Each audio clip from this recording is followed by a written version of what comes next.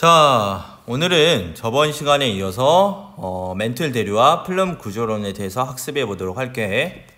저번 시간에 우리가 베게너의 대류 이동설부터 시작을 해서 그 다음 멘틀 대류설, 다음 해양적 확장설, 그리고 마지막으로 팡 구조론에 대해서 학습을 했을 거야. 그리고 거기에 따른 빈칸 넣기를 선생님과 함께 했지. 다음 이제 우리가 할 내용은 멘틀 대류와 플룸 구조론이라는 단원인데, 결국 여기서 이야기하고 있는 멘틀 대류는 판 구조론의 발생 기작이야. 그럼 여기서 결국 비교하는 것은 판 구조론과 플룸 구조론을 비교를 하는 과정인 거지. 이 과학의 이론들은 어떤 하나의 이론이 제시된다고 해서 그게 절대적인 진리가 되진 않아. 새로운 기술이 발전을 하게 되면서 과학 이론들은 계속 발전하고 변하게 되는데, 그 과정이 처음에 선생님이 얘기했던 베게너의 대류기동설, 그 다음에 멘틀 대류설, 해양적 확장설, 그 다음에 팡 구조론, 이런 일련의 과정들을 통해서 결국 변하게 되는 거야. 그런데 팡 구조론이 그전에는 거의 정설로 받아들여졌다가 여러 가지 거기에서 나타나는 문제점과 해결하지 못하는 점들이 발생하기 시작을 했어. 그것을 보완하기 위해서 나온 게 플룸 구조론이야. 지금은 플룸 구조론이 이제 더 정설로 받아들여지고 있는데, 그럼 이 판 구조론과 플룸 구조론을 한번 비교해 보면서 오늘 빈칸 넣기를 함께 완성해 보도록 하자. 자, 멘틀 대류설은 먼저 멘틀 대류에 대해서 확인해 볼 건데, 자, 우리가 멘틀이 어떤 건지 알고 있지? 지각을 구성하는 요소를 보게 되면은, 지각 내부를 보게 되면은 맨 처음에 지각이 있고 그 안쪽에 멘틀이 있고 그 안에 외핵, 내핵이 있지. 자, 그때 나오는 이제 멘틀인데, 멘틀 내에는 우리가 첫 시간 했던 방사성 물질이라는 물질에서 붕괴열을 통해서 많은 열이 발생하게 돼. 근데 상하부 깊이에 따라서 결국 뭐가 발생하게 되냐면 온도차가 발생하게 돼. 자, 이게 결국 그러면 여기에 뭐가 들어간다? 확대를 해서 좀 두껍네. 잠깐만. 결국 여기에는 온도 차에 의해 어디에서 매우 느리게 일어나는 대류라고 했지. 자, 우리가 대류 이동설에 관련되고 그 다음에 멘틀 대류설, 그리고 판 구조론, 그때 이야기할 때 판이 결국엔 이동을 한다고 했는데, 그 판을 이동시키는 힘의 원동력이 뭐라고 했지? 맞아, 멘틀 대류라고 했지. 근데 결국 걔들이 이동할 수 있는 것은 이제 무엇에 의해서? 얘들이 연약권이라는 연약권에 있기 때문에 이 판들이 멘틀 대류에 의해서 이동을 한다고 했어. 자, 연약권 우리가 쌤이랑 함께 그때 잠깐 설명을 했었는데, 연약권에 대해서 약간만 짚고 확인해 보면은, 우리가 지각 그리고 상부 멘틀을 포함해서 약 100km까지 여기를 뭐라고 한다고 했지? 뭐라고? 암소권. 자, 암소권이라고 했어. 근데 그 아래 약 100km부터 이제 한 400km까지인데, 이때 부분 용융이 되어 있는 부분이 있다고 했지. 이게 뭐라고? 얘가 연약권이야. 여기가 부분 용융이 되어 있기 때문에 얘는 고체지만 뭐를 가질 수 있다? 유동성을 가질 수 있다. 그렇기 때문에 이 연약권 위에 있는 판이 멘틀 대류에 의해서 이동을 한다라고 우리 학습을 했는데 그래 학습했어. 자 그리고 그래서 결국 여기에서 이제 빈칸에 들어갈 것은 온도 차이에서 연약권에서 매우 느리게 일어나는 대류가 뭐다? 멘틀 대류다. 자 다음 여기 오른쪽 이제 빈칸을 한번 같이 확인해 보면 상부 멘틀에서 물질이 멋머되어 대류가 일어나는 부분 이거 뭐야? 방금 했어. 연약권이라고 하고 상부 멘틀에서 물질이 어떤 상태? 부분 용융. 그때 쌤이 뭐라고 했지? 얘들을 약간 그 뿌띠첼 그 젤리 같은 거 있잖아. 그거 생각하면 된다 했지. 고체인데 약간 뭐가 있다? 유동성이 있다. 그렇기 때문에 유동성이 있어서 그 위에 있는 판이 멘틀 대류에 의해서 움직일 수가 있다. 자, 다음 고체 상태이지만 지구 내부의 열과 압력의 영향으로 무엇이 있다? 아까 뭐 움직일 수 있어. 유동성이 있다. 자, 다 됐지? 다음 이제 멘틀에서 뜨거워진 물질은 뜨겁게 되면 우린 보통 상승한다고 하지. 가벼워져서 상승하고 차가워진 물질은 무거워져서 하강을 한다. 이거는 이제 대류랑 관련된 설명이야. 그 중에서 멘틀 이해되지? 자, 대류가 상승하는 곳 관련해서 그때 쌤이랑 함께 이야기했었는데 대륙이 갈라져서 이동하면서 무엇을 형성한다? 여기서 지금 여기 그림을 보게 되면은 해령이 형성이 된다. 그리고 대류가 하강하는 곳 여기가 해령이라고 했어. 대류가 하강하는 곳. 자 여기 다시 대류가 상승하는 곳이 여기 멘틀 대류. 여기에서 해령이 나타나고 해령에서는 뭐가 만들어진다? 새로운 해양판이 만들어진다.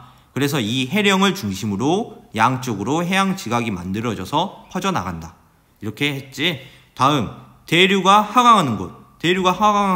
대류가 하강하는 곳은 해구라고 했는데 해양판이 멘틀 속으로 들어가서 소멸되는 곳이 결국 해구야. 자 여기에서 그때 우리가 해령과 해구의 차이점에 대해서 함께 학습을 했는데 차이점이 뭐라고? 해령은 대류가 상승하는 곳이면서 새로운 해양판이 만들어지는 곳이 해령. 그리고 또 추가 이 해령과 관련된 경계가 무슨 경계?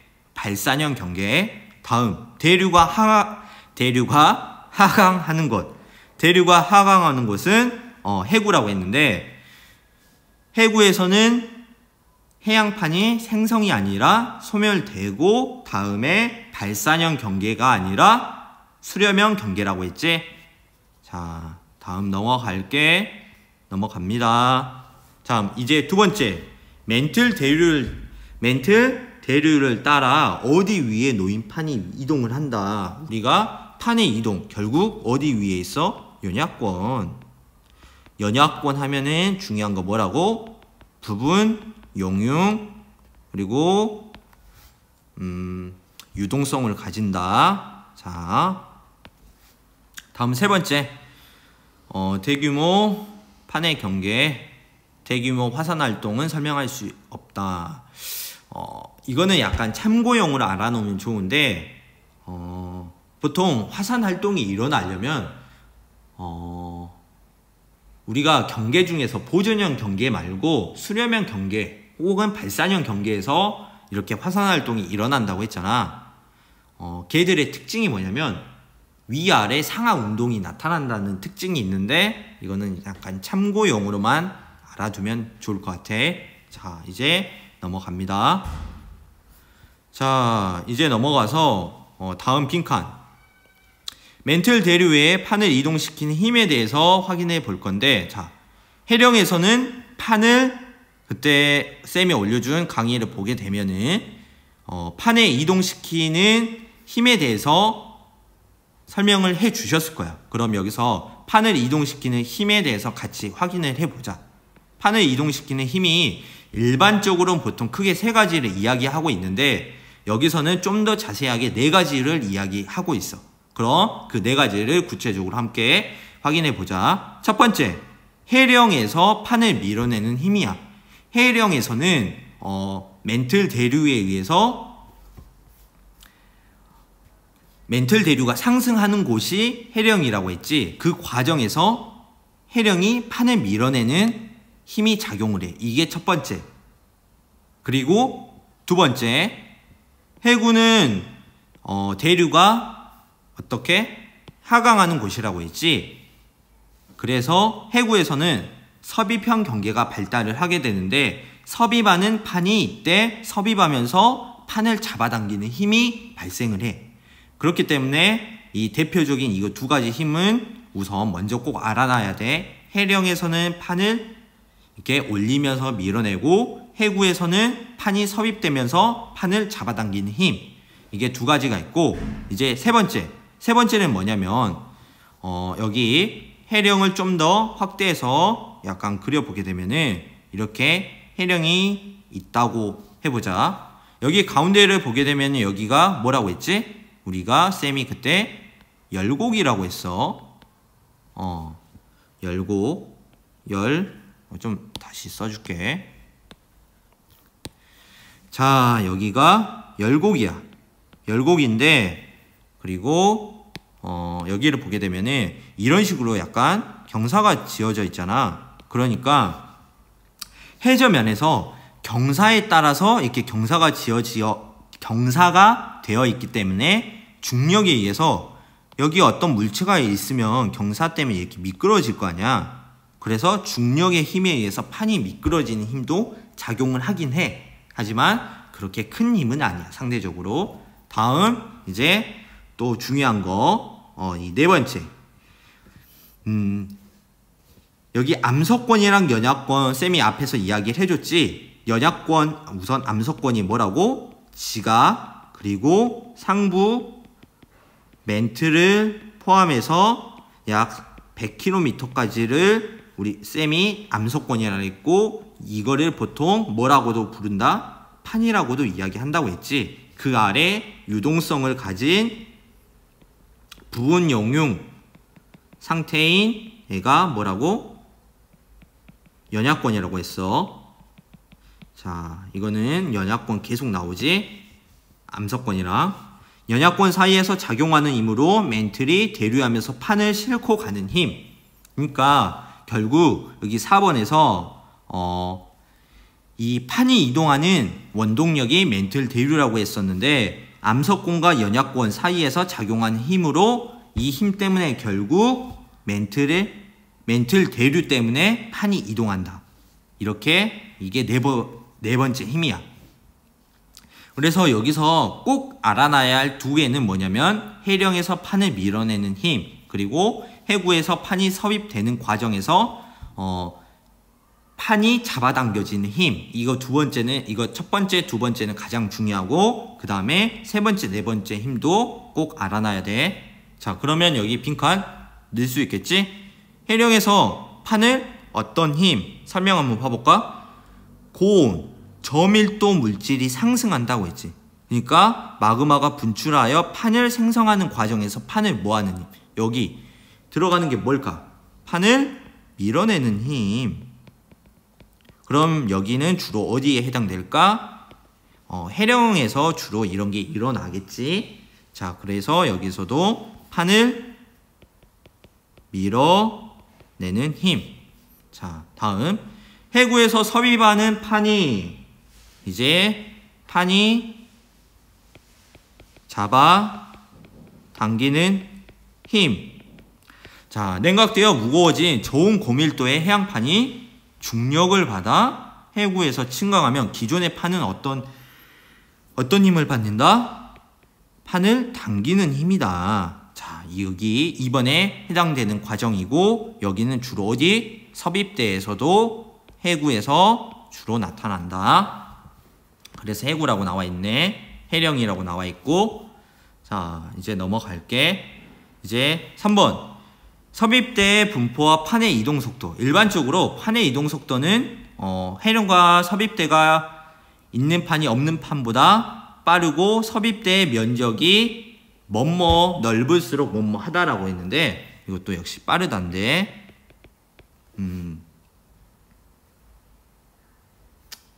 자, 여기 방금 이야기한 부분을 구체적으로 아래 그림을 보면서 쌤이 더 설명을 해줄게.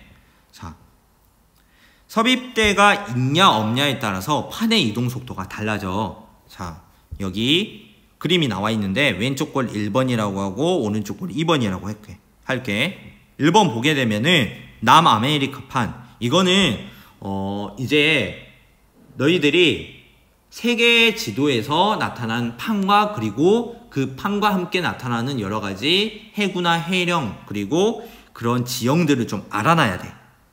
그래서 이것도 꼭 알아놓으면 좋을 것 같아. 보게 되면 남아메리카 판인데 쌤이 여기를 관련된 그림을 쌤이 지금 찾을 수 있으면 잠깐만 쌤이 찾게 되면은 그 전에 쌤과 함께 했던 내용에서 나와 있었는데 쌤이 잠깐 보여줄게. 그때 잠깐만. 자, 여기야. 여기가 방금 쌤이 이제 설명하려고 하는 남아메리카 판인데 여기 보게 되면 여기 이쪽에 뭐가 있지? 여기 해령. 여기 해령을 선생님이 쌤이 외우라고 했지. 어떻게? 태평양인데 태평양의 동쪽에 있다고 했지. 그래서 무슨 해령이라고? 여기를 동태평양. 여기를 그래서 동태평양 해령이라고 하고, 그 다음에 여기는 이쪽, 여기는 이제 대표적으로 외우라고 했던 부분인데 안데스 산맥이 나타나고 있는 지역이야. 여기는 섭입대에 해당되는 거고. 자, 그럼 이제 다시 이어서 설명해 볼게. 방금 쌤이 보여준 그림이 여기 남아메리칸 판이고 여기가 섭입대, 즉 여기가 안데스 산맥을 의미하는 거야. 이쪽이 아니 오해할 수도 있겠다. 여기가 남아메리카 판이고 그 중에서 여기가 남아메리카인데 이쪽에 이제 안데스 산맥이 있는 거야. 정정. 자, 이제 설명해 보면 섭입대 부근에서 여기 섭입대가 있고, 자, 남아메리카 판은 보게 되면은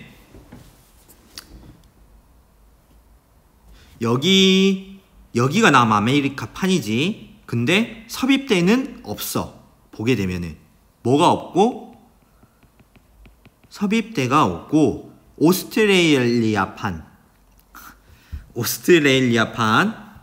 여기를 보게 되면은 얘는 뭐가 있어? 여기 섭입대가 있지. 이 차이가 있어.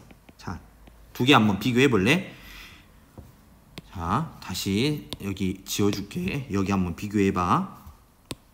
여기 보게 되면은 남아메리카 판은 여기가 남아메리카 판이야. 여기 자체가. 여기에는 뭐만 있어? 해령만 존재하고 여기에는 섭입대가 없어. 그렇지만 오스트레일리아 판은 해령도 있고 여기에 뭐까지 있어버려? 섭입대까지 있어. 이해돼? 확인돼? 자, 아까 쌤이 보여줬던 걸로 다시 여기야. 여기가 인도 오스트레일리아 판인데 얘는 여기 옆부분을 해서 섭입대를 가지고 있단 얘기야. 자, 그러면 다시 확인해 볼게. 그렇기 때문에 남아메리카판은 섭입대가 없는 상황이고 오스트레일리아는 섭입대가 지금 이렇게 있는 상황이야. 거기서 나타나는 차이점을 보는 거야.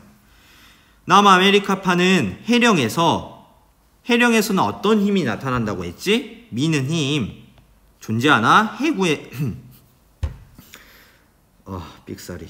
해구에서는 잡아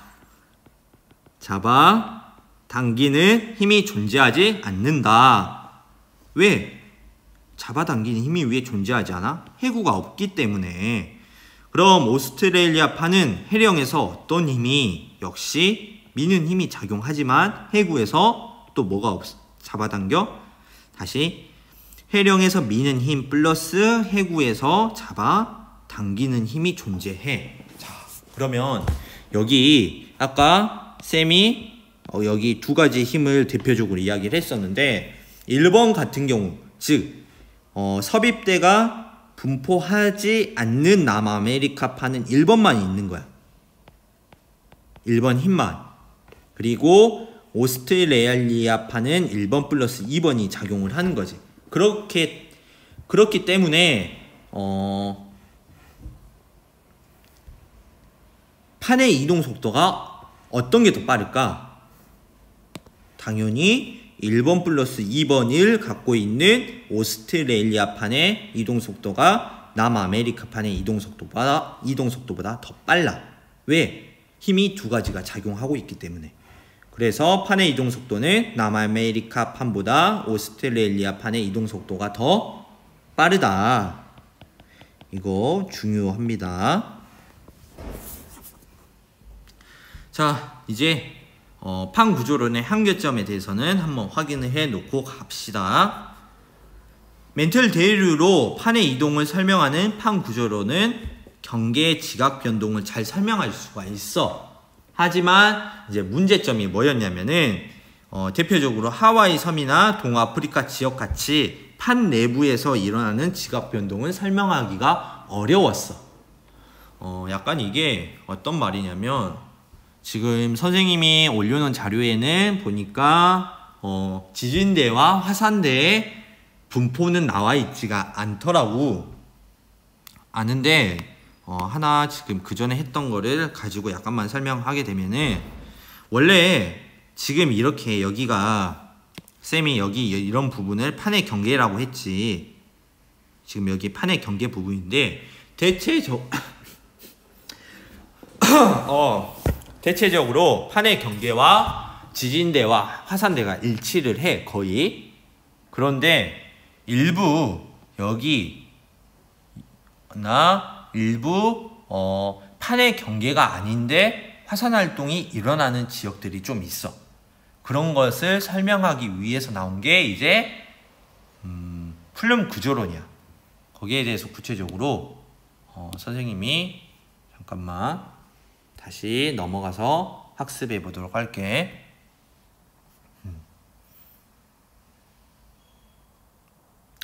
자, 빼먹은 건 없는 것 같고 이제 넘어가 보자.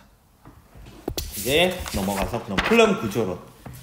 플룸 구조론에 대해서 알아볼 건데, 플룸 구조론은 멘틀 내부에서 어떤 차이로 일어난 거냐면, 온도 차이로 인해 지구 내부의 어떤 변화? 밀도 변화야.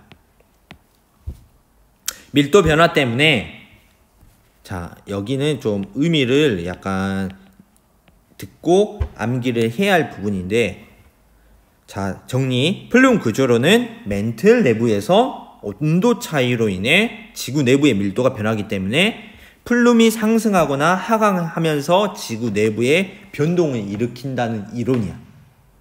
이게 이 이론을 바탕으로 판 구조론에서 설명하지 못한 판 중심 지역에서 나타나는 여러 가지 화산 활동이나 지진, 좀 더 정확히 말하면 이제 거의 화산 활동들을 설명해 줄 수 있게 되었어. 자, 그럼 좀 더 이어서 계속 설명해 볼게. 지각에서 멘틀 하부로 하강하거나 멘틀과 핵의 경계에서 지각으로 상승하는 기둥 모양의 물질과 에너지의 흐름을 뭐라고 한다? 이게 플룸의 정의야. 그래서 플룸은 뜨거운 플룸, 차가운 플룸, 이렇게 각자 이름의 명칭을 붙여놨는데, 자, 좀 더 확인해 보면 플룸 두 가지에 대해서 설명이 나와 있어. 첫 번째, 빈칸 경계에서 섭입이라 있지. 자, 쌓였다가 밀도가 어떻게 되면서 멘틀과 핵의 경계부까지 가라앉아, 중요한 게 여기서 어떤 하강류? 차가운 하강류라고 했지. 여기는 플룸 중에서 차가운 플룸에 해당되는 거야. 그럼 차가운 플룸은 어떤 경계에서 나타나게 되냐면 수렴형 경계. 우리 저번에 수렴형이랑 발산형 경계 했지? 차가운 플룸은 수렴형 경계에서 섭입된 판의 물질이 상부 멘틀과 하부 멘틀 경계에서 쌓여 있다가 밀도가 어떻게 되면서 쌓이게 되면은 밀도가 당연히 커지게 되겠지. 커지면 멘틀과 핵의 경계부까지 가라앉아서 형성이 됩니다. 이걸 뭐라고 해? 차가운 플룸이라고 하는데 아래에 그림 설명이 있어. 자, 또 이번에는 차가운 플룸이 멘틀 최하부에 도달하면은 자, 결국 이게 어떤 상황이 나타나냐면 온도 교란이 일어나 버려. 즉 차가운 플룸과 뜨거운 플룸의 발생 과정을 설명해 줄게. 여기 수렴형 경계야. 여기가 발산형 경계고 대표적으로 해령이 있겠고, 여기가 수렴, 대표적으로 이제 해군데, 수렴형 경계에서 섭입된 판의 물질이 상부 물질과 수렴형 경계에서 얘들이 이렇게 들어오게 되거든. 해구 판들이 섭입이 되게 되면은 이렇게 여기 수렴형 경계로 섭입돼서 들어오게 돼. 판의 섭입이 나타나고 있지. 여기 깊이를 보통 한 670km로 보통 잡고 있는데, 여기에서 얘들이 쌓이게 돼. 여기 2번 그림 이렇게 쌓이게 되거든. 얘들을 여기서는 일반적으로 차가운 플룸이라고 이야기가 됐는데, 이렇게 쌓이는 애들을 뭐라고 이야기를 하냐면, 여기 차가운 지각이라고 나와 있지, 슬랩이라고 표현을 해. 원래는 용어는 슬랩이라는 용어가, 과학적 용어가 있는데 우리 교과서에서는, 우리 참고해서 보통 고등학교 내용에서는 언급을 안 하기 때문에 그냥 참고만 해. 슬랩이라고 하는 건데, 얘들이 계속 쌓이게 돼. 계속 쌓이게 되면은 결국 얘들이 무거워지겠지. 즉 밀도가 증가하게 됨에 따라 얘들이 아래로 하강을 하게 돼. 이 낙하하게 되는 것을 북낙이라는 표현을 가져다 쓰는데, 결국 낙하하게 되면은 얘들이 낙하하게 되면서 어디로 떨어지냐, 여기가 약 2,900km인데 여기가 멘틀과 그 다음에 외액의 경계 부분이야. 그래서 여기에 이런 차가운 지각 슬랩이 낙하하게 되면은 여기에서는 온도 교란이 발생을 해버려. 즉 차가운 여기 내부로 갈수록 어떻게 돼? 따뜻하지. 따뜻한 상황에서 차가운 슬랩이 하강함에 따라 온도 교란이 발생을 하게 되거든. 그럼 이 온도 교란에 의해서 차가운 게 들어옴에 따라서 온도 교란이 발생하면서 여기 내부에서는 뜨거운 플룸이 생성돼서 올라가 버려. 자, 그렇기 때문에 여기 2번에서는 차가운 플룸이 멘틀 최하부에 도달하게 되면, 여기서 말한 멘틀 최하부는 멘틀과 외액의 경계 부분이야. 2,900km 도달하게 되면은 온도 교란과 물질을 밀어 올리는 작용이 일어나면서 뭐가 형성이 된다고? 뜨거운 상승류. 그러니까 뜨거운 플룸이 만들어진다. 여기 그래서 뜨거운 플룸이야. 됐지? 자, 넘어갑니다. 이제 지구 내부에 여기에서는 우리가 빈칸 운동인데, 이거 뭐겠어? 플룸이야. 다시 좀 이쁘게. 뭐라고? 플룸. 목 아프다. 쌤 막 목소리 갈라지고. 다시 힘내서 해봅시다. 지구 내부의 플룸 운동, 아시아 지역에서 이거 좀 확인해 봐야 되는데, 자, 뭐냐면 여기서 보게 되면은 빨간색으로 나타낸 부분들이 있지. 여기가 상승류가 나타났던 이렇게 뜨거운 플룸이고, 여기 파란색 이쪽은 다 어디야? 차가운 플룸이 나타난 곳이야. 그렇기 때문에 좀 확인은 해놔야 될 건데 어떤 부분이 특히 아시아를 보게 되면은 아시아에서 자 여기가 태평양이거든. 태평양이고 지금 보니까 미안 여기가 태평양 아니야. 다시 헷갈리네. 여기다. 여기 아시아 나와 있고 여기 하와이 섬 있잖아. 여기가 태평양이야. 자 여기가 태평양이고 여기가 아시아지.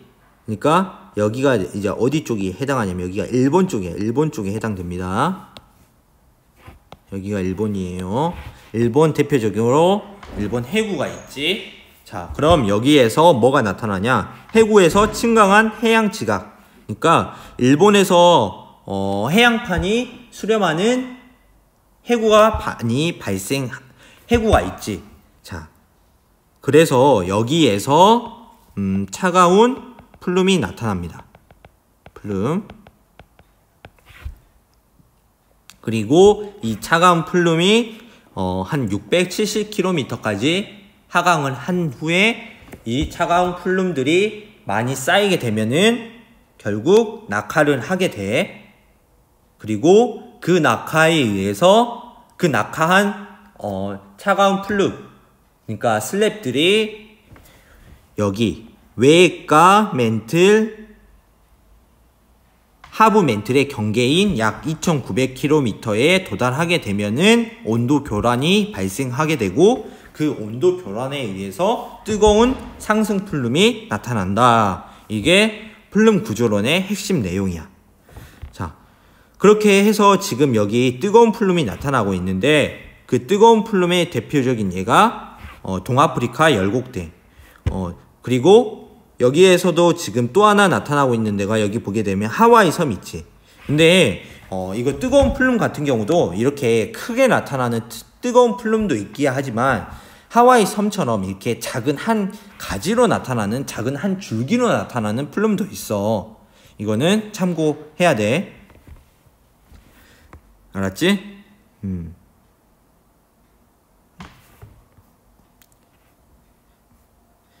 자, 이제 또 아래 확인해 볼게.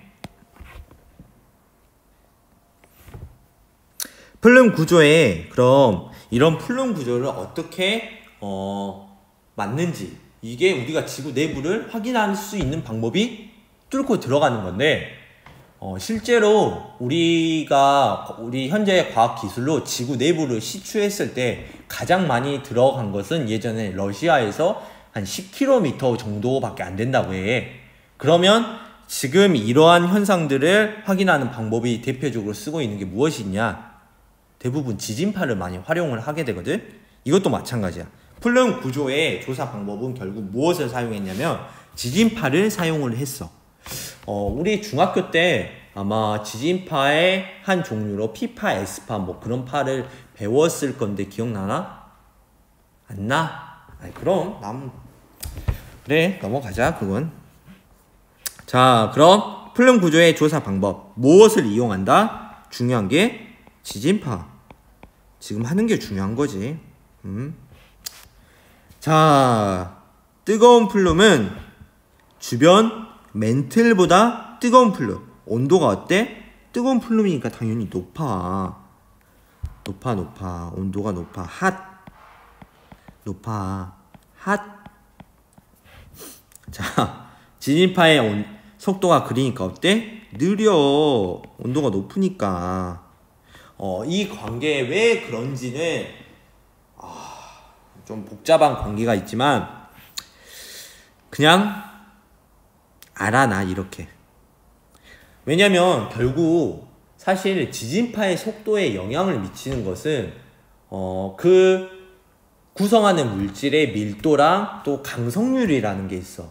그러니까 여러 가지 요인들이 작용을 하게 되거든. 그런데 얘들의 결론은 그거야. 결국 온도가 높으면 지진파의 속도가 느려진다라고 그냥 이해를 하면 훨씬 좋아. 그러니까 사실 뭐냐면 강성률이라는 게 그러니까 어떤 물체가 좀 더 딱딱하고 좀 더 단단하다라고 표현하기는 좀 애매한데 강성률 그래 좀 그냥 단단하다라고 그냥 너희들은 이해하면 돼. 더 밀집되어 있고 더 단단할수록 지진파의 속도가 더 빨라지거든. 근데 물질의 온도가 높아지면은 얘 단단한 정도가 좀 약해져. 그렇기 때문에 속도가 느려지는 건데, 그래서 그냥 결론은 이렇게만 알아놓으면 돼. 온도가 높으면 지진파의 속도가 느려진다. 그 과정은 물어보진 않아. 왜냐하면 그 과정은 고등학교 수준은 훨씬 넘어가기 때문에. 그래서 그냥 결론, 온도가 높으면 지진파의 속도가 느려진다. 다음 차가운 플룸. 차가운 플룸은 주변 멘틀보다 온도가 뭐할수록 차가우니까 온도가 낮아. 그러니까 낮아. 지진파의 속도가 빨라. 콜드 온도가 낮아. 추워.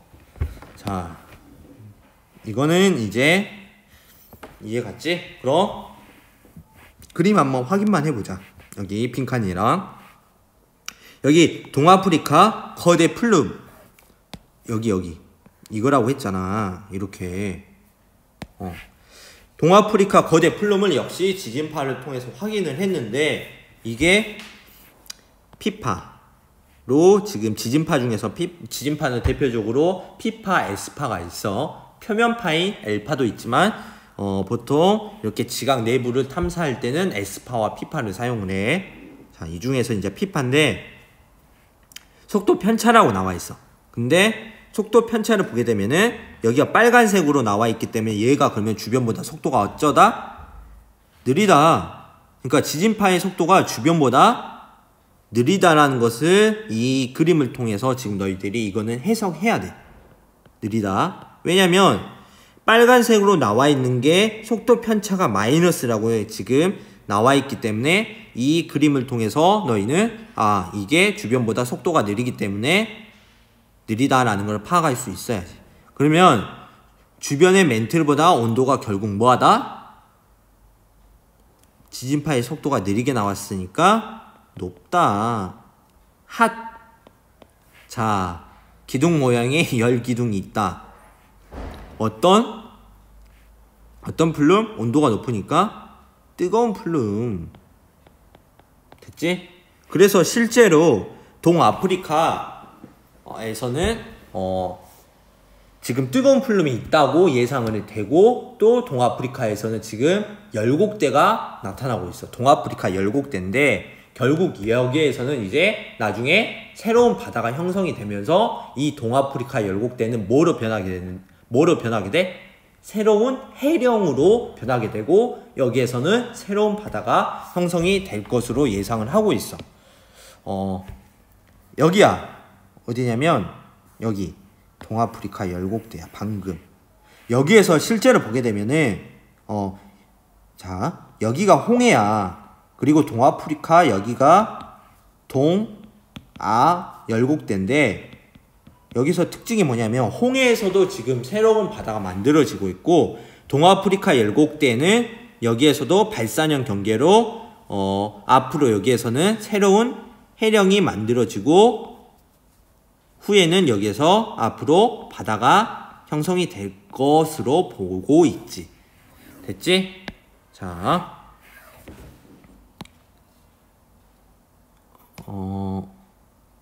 여기 됐다.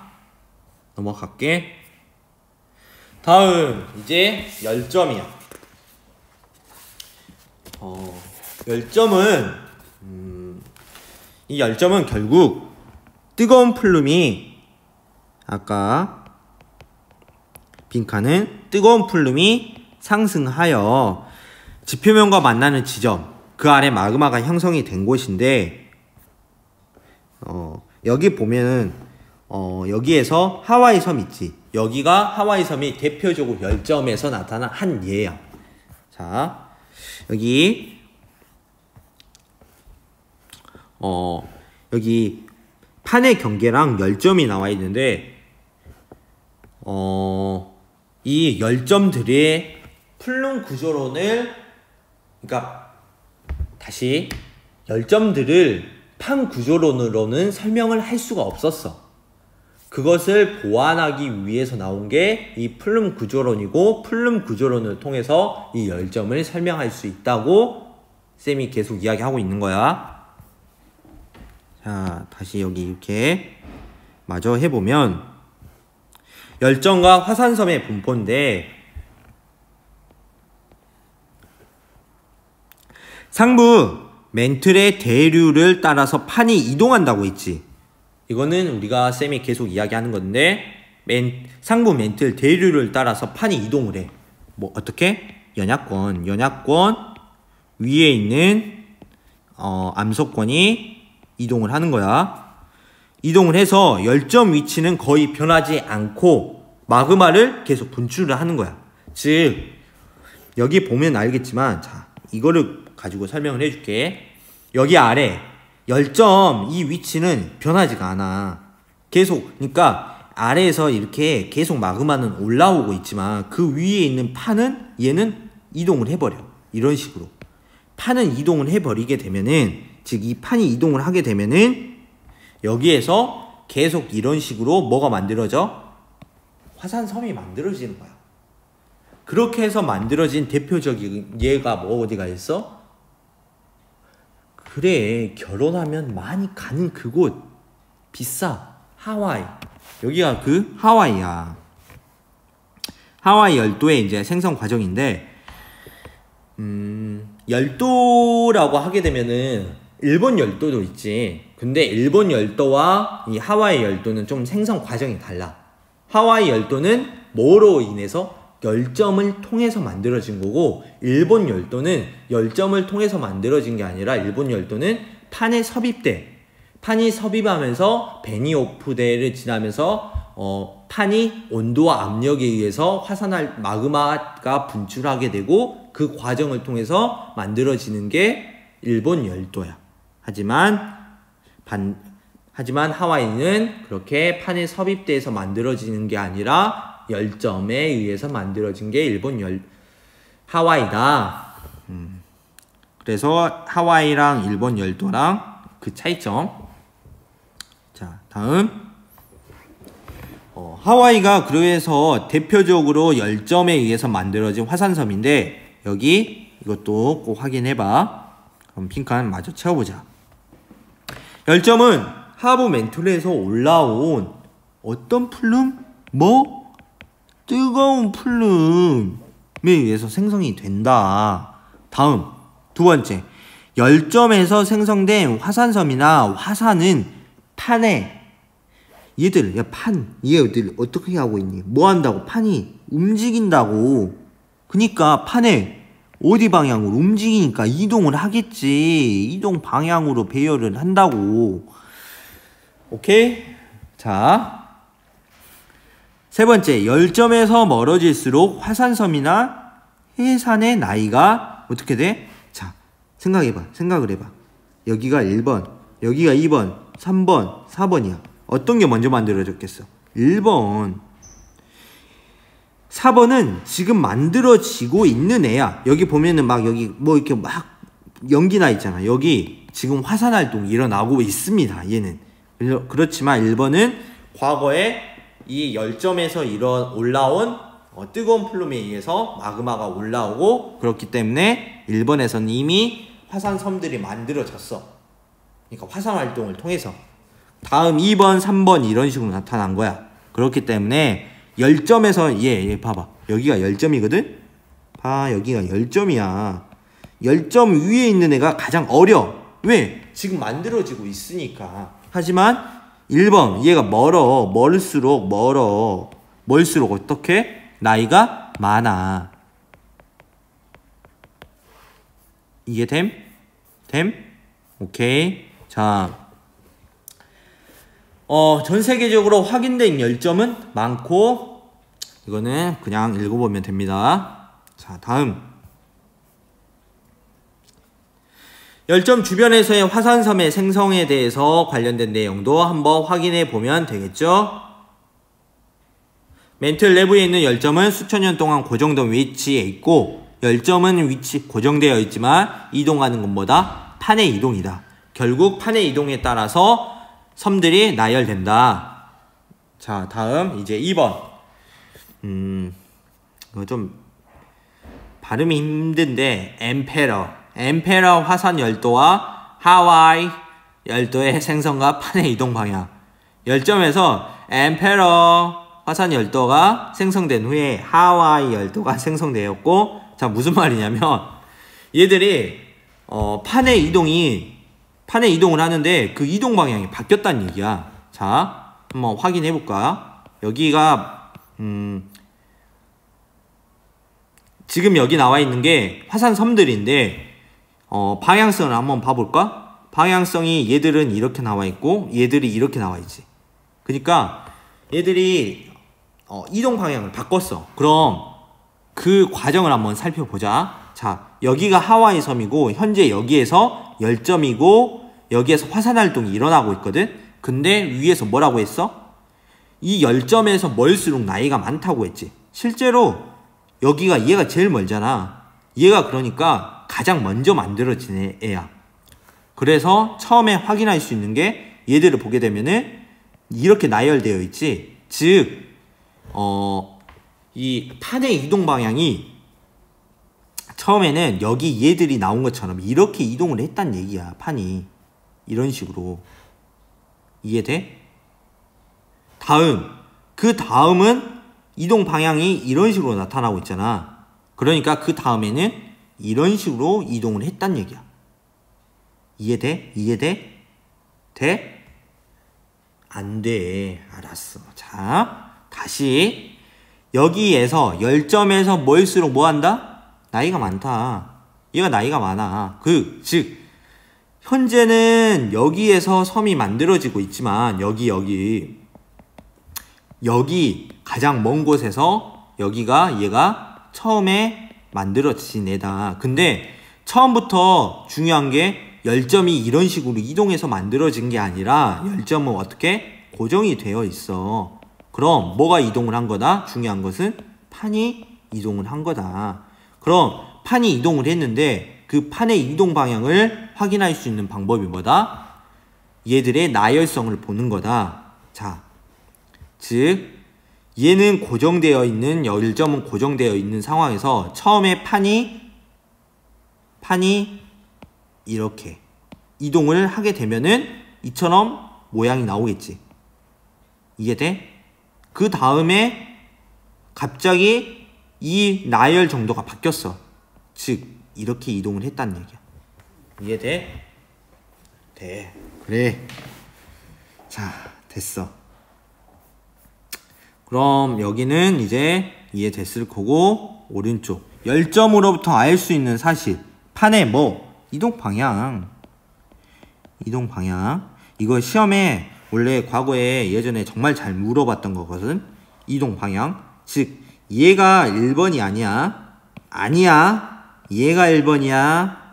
얘가 1번 아니야. 나 아니라 했어 분명. 얘 2번이야. 알았지? 판의 이동 방향. 여기가 이동 방향이고 나이가 적은 화산섬에서 나이가 많은 화산섬. 이거는 알겠지? 역시. 그리고 또 하나. 판에 뭘 알 수가 있어? 이동 속도. 왜냐면 여기 보면 얘들이 단위가 몇백만 년이 됐는지를 나와 있기 때문에 이를 통해서 판의 이동 속도가 확인이 된다. 그냥 참고용으로 알아놓고요. 쌤이 아까 이야기 잠깐 했던 건데 호상열도와 열점에서 생성된 열도의 차이. 호상열도 대표적으로 뭐 일본 여기서 일본. 자, 다음 열점에서 만들어진 것은 대표적으로 하와이가 있겠고, 호상열도는 판의 어떤 경계, 섭입이니까 수렴형 경계에서 생성된 것으로 섭입대에서 분출된 마그마가 분출해서 만든 화산섬. 그래서 해구와 나란하게 만들어진다. 호상열도 대표적으로 일본 열도. 자, 열점은 판이 이동하면서 나타나게 되는데 섬이 차례대로 나타난다. 판에 어디에 나열하게 된다고? 이동 방향. 자, 이제 여기까지 다 했고요. 이제 마지막 결론. 쌤이 처음에 얘기할 때 결국 여기에서 중요한 건 뭐다? 판 구조론과 이제 플룸 구조론을 비교해서 보는 건데, 빈칸 같이 채워봅시다. 과정 따라오고. 상무 멘틀의 대류와 플룸에 따라서 대규모 운동은 판을 움직이게 하는 힘을 발생한다고 해. 자, 일반적으로 우리가 그전 했던 거, 해령에서는 뭐? 판이 어쩐다고? 생성이 되고, 해구에서는 뭐 한다고? 판이 소멸이 돼. 해령에서는 판이 생성되는 발산형 경계고, 해구는 판이 소멸되는 수렴형 경계. 전까지는 일반적으로 판에 움직이니까 뭐로 이야기를 할 수 있어? 판 구조론으로 여기까지는 설명이 가능해. 하지만 판이 섭입된 이후에서 판 내부의 변화, 아까 우리가 봤던 판의 슬랩, 그러니까 뜨거운, 다시 해구에서 판이 소멸되면은 얘들이 해구를 따라서 들어갔던 판들이 약 670km 부근에서 얘들이 계속 쌓이게 된다고 했지. 얘들이 뭐라고 한다고? 슬랩이라고 표현을 하는데, 뭐 차가운 플룸, 얘들이 계속 쌓이게 되는데, 얘들이 많이 쌓이게 되면은 무거워져서 어떻게 된다? 북락을 한다. 즉 낙하를 하게 된다. 이 낙하를 하게 돼서 어디까지 떨어져? 얘들이 2900km. 여기가 어디인데? 외핵이 나타나는, 즉 멘틀과 외핵의 경계 부근까지 낙하를 하게 되고, 차가운 애가 들어왔어. 그럼 뭐가 나타나? 온도 교란. 왜냐하면 안쪽에 있는 애들은 따뜻한 애들이거든. 차가운 애들이 들어와 버리니까 얘들은 뭐가 나타나? 온도 교란이 나타난다. 그래서 뜨거운 플룸이 나타나는 건데, 이런 과정들이 결국 뭐다? 플룸 구조론이다. 판이 섭입된 이후에 지구 내부에서 나타나는 변화는 뭘로 설명을 한다? 플룸 구조론으로 설명을 한다. 다음 세 번째. 자, 이제 세 번째는 뭐는 판이 섭입 전에는 수평 운동을, 섭입하는 과정에서는 수직 운동을 설명. 뭐겠어? 플룸 구조론이 아니라, 조심, 판 구조론.